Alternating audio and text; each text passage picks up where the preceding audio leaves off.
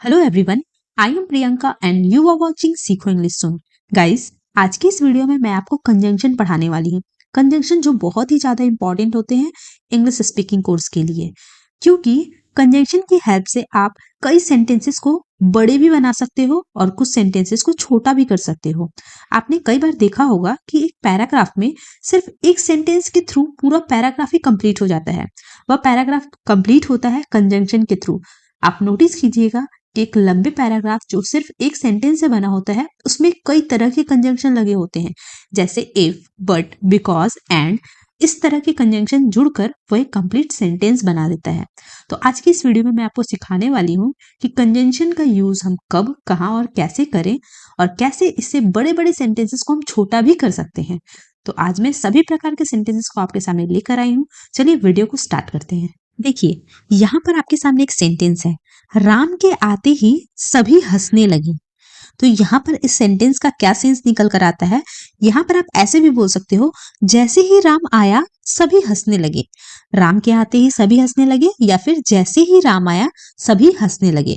तो जहां पर भी इस तरह के सेंटेंसेस दिखे, जैसे ही मोहन आया सभी हंसने लगे, जैसे ही राम आया सभी गाने लगे, इस तरह के सेंटेंसेस के लिए आपको यूज करना है एज सून एज। किसका यूज करोगे आप बोलोगे एज सून एज, या फिर आप बोल सकते हो the moment.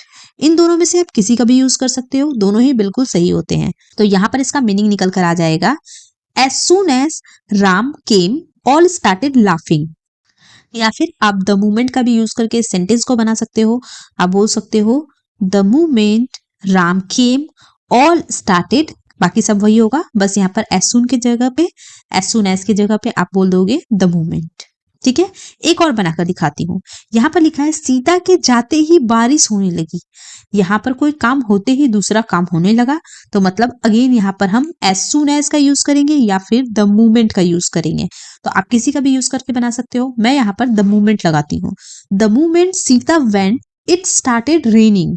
The moment Sita went it started raining, मतलब सीता के जाते ही बारिश होने लगी। तो अभी मैंने आपको किस कंजंक्शन का यूज करना सिखाया? अभी मैंने आपको सिखाया एज सून एज या फिर द मोमेंट। चाहे वो बैठे या ना बैठे, मैं तो बैठूंगा। इस तरह के सेंटेंस आप बोलते होगे ना, चाहे वो खाए या ना खाए मैं तो खाऊंगा, चाहे वो आए या ना आए मैं तो जाऊंगा। इस तरह के सेंटेंसेस के लिए आप यूज करोगे वेदर या फिर और का। वेदर और का यूज करोगे। तो आप बोलोगे वेदर ही सिट्स और not I will.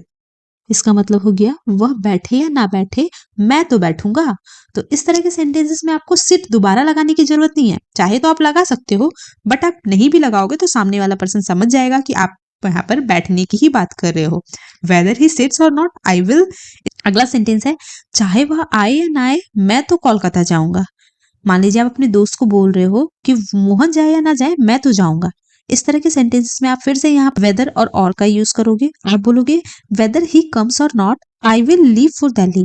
Weather he comes or not I will leave for Kolkata, मतलब चाहे वह आए या ना आए मैं तो कोलकाता जाऊंगा। तो यहाँ पर मैंने किस कंजंक्शन का यूज किया? यहाँ पर मैंने यूज किया है वेदर और का। अगला है, न वह आया न मैं गया। इस तरह के सेंटेंस में जहां पर नेगेटिव सेंटेंस होते हैं वहां पर यूज करोगे आप नाइदर और नॉर का। किसका यूज करोगे? आप यूज करोगे नीदर और नॉर का। इसे नीदर भी पढ़ा जाता है, नाइदर भी पढ़ा जाता है, आपकी जो मर्जी है वो बोल सकते हो।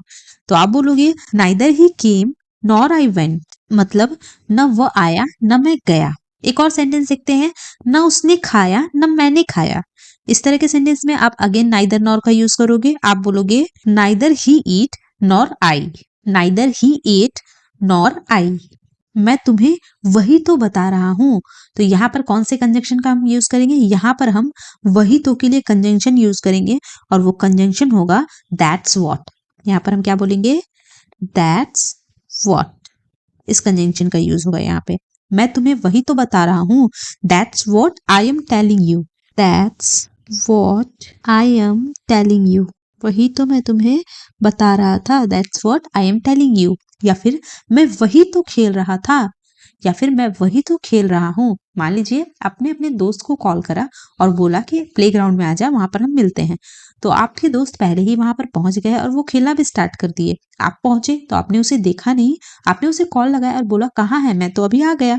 तो आपका दोस्त बोलता है मैं वही तो खेल रहा हूँ। तो यहाँ पर वही तो प्लेस के लिए बोला जा रहा है, प्लेस के लिए, इसीलिए हम यहाँ पर बोलेंगे दैट्स वेयर। प्लेस के लिए वेयर का यूज होता है। That's where I am playing, that's where I am playing, वही तो मैं खेल रहा हूँ। अगला जो सेंटेंस है वह अंग्रेजी नहीं बल्कि बंगाली भी जानता है। वह अंग्रेजी ही नहीं बल्कि बंगाली भी जानता है। मतलब एक काम के साथ आप दूसरा काम भी करोगे तो वहां पर आप किस कंजंक्शन का यूज करोगे, वहां पर आप बोलोगे नॉट ओनली बट ऑल्सो। मतलब एक ही काम नहीं बल्कि दूसरा काम भी आप जानते हो। तो यहाँ पर आप कैसे बोलोगे इसे, आप बोलोगे he not only knows English but also Bengali. वह अंग्रेजी ही नहीं बल्कि बंगाली भी जानता है। He not only knows English but also Bengali. वह मेरा भाई ही नहीं बल्कि आपका बॉस भी है। तो यहाँ पर भी हम बोलेंगे नॉट ओनली बट ऑल्सो का यूज करेंगे। तो यहाँ पर हम बोलेंगे he is not only my brother but also your boss. He is not only my brother, वह मेरा भाई ही नहीं बल्कि तुम्हारा बॉस भी है। तो हम बोलेंगे बट ऑल्सो योर बॉस। तो यहाँ पर मैंने किस कंजंक्शन का यूज करना सिखाया, यहाँ पर मैंने आपको सिखाया है not only and but also का। अब हम आगे बढ़ते हैं और अगला कंजंक्शन सीखते हैं। यहाँ पर है भले ही ट्रेन 2 घंटा लेट आए हमें जाना ही है। कोई इमरजेंसी काम होगा इसलिए आप अपने दोस्तों को बोल रहे हो भले ही ट्रेन 2 घंटे लेट आए बट हमें जाना ही है। तो यहाँ पर आप भले ही के लिए कंजंक्शन का यूज करोगे और इसके लिए आप यूज करोगे इवन इफ का। किस कंजंक्शन का यूज करोगे, इवन इफ, इसका मतलब होता है भले ही। तो आप बोलोगे even if the train comes late by 2 hours we have to go. We have to go यहाँ पर मैंने क्यों लिखा, क्योंकि जब आप कोई काम मजबूरी में करते हो तो वहां पे आपको हैव टू का यूज करना पड़ता है। तो वहां पे आप बोलोगे वी हैव टू गो, मतलब आपको जाना पड़ेगा। यहाँ पर आपकी मजबूरी है, यहाँ पर वहां पे मैंने आपको सिखाया था कि मजबूरी वाले सेंटेंस में भी हम हैव टू का यूज करते हैं। तो देखिए यहाँ पर आप यूज करोगे, आप बोलोगे even if the train comes late by 2 hours we have to go. भले ही हमारी ट्रेन 2 घंटे लेट आए बट हमें जाना ही होगा। वैसे ही भले ही वह कोई भी हो मैं अपने सिद्धांतों से समझौता नहीं करता।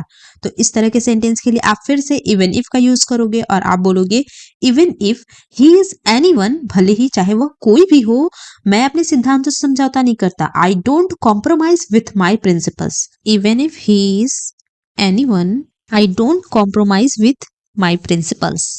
ठीक है, even if he is anyone I don't compromise with my principle, भले ही वह कोई भी हो मैं अपने सिद्धांतों से समझौता नहीं करता।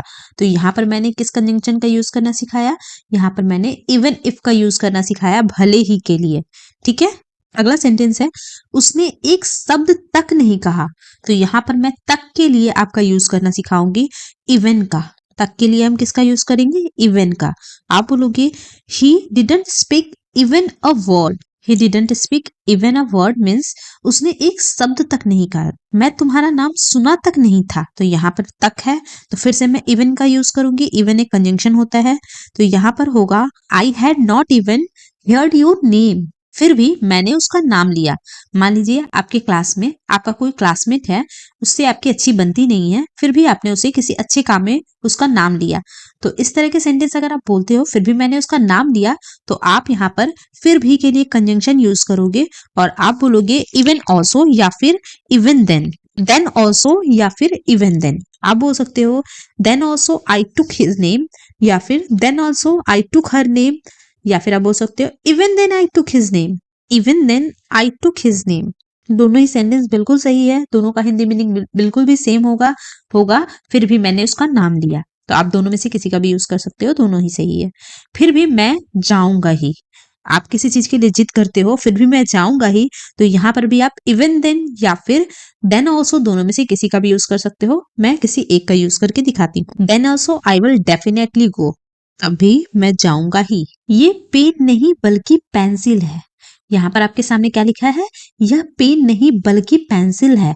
तो यहाँ पर किस कंजंक्शन का यूज होगा, बट के लिए, बल्कि के लिए बट का यूज होगा। बट भी एक कंजंक्शन होता है क्योंकि ये दो सेंटेंस को जोड़ता है। ठीक है, तो यहाँ पर होगा this is not a pen but a pencil, या पेन नहीं बल्कि पेंसिल है, या फिर तुम इतनी चालाक नहीं हो जितना मैं हूं। तो यहाँ पर आप क्या बोलोगे? You are not as clever as I am. तुम इतनी चालाक नहीं हो जितना मैं हूं। यहाँ पर ये एडजेक्टिव चेंज होता जाएगा और एज आगे पीछे ऐसे ही जुड़ेगा इस तरह के सेंटेंसेस के लिए। जैसे कि यहाँ पे लिखा है तुम इतनी चालाक नहीं हो, मतलब कंपेयर किया जाता है, तब यहाँ पर as plus adjective again as का यूज होता है। तो यहाँ पर कंपेयर करने के लिए मैंने यहाँ पर एज एडजेक्टिव एज का यूज किया है। मान लीजिए यहाँ पर बोला जाता है तुम उतनी सुंदर नहीं हो जितना मैं हूं, तो यहाँ पर बोला जाता है you are not as beautiful as I am. ठीक है, मतलब ये एडजेक्टिव जो है ये सेंटेंस के अकॉर्डिंग चेंज होता रहेगा। जहां तक मुझे पता है उसकी शादी हो चुकी है। इस सेंटेंस में हम किस कंजंक्शन का यूज करेंगे? जहां तक के लिए हम यूज करते हैं एज फार एज। किसका यूज करते हैं? As far as. इसका मतलब होता है जहां तक। तो आप बोलोगे इसे as far as I know he is married, मतलब जहां तक मुझे पता है वह शादीशुदा है या फिर उसकी शादी हो चुकी है। तो यहाँ पर हम बोलेंगे as far as I know he is married. जहां तक मैं जानता हूं उसके 2 बच्चे हैं।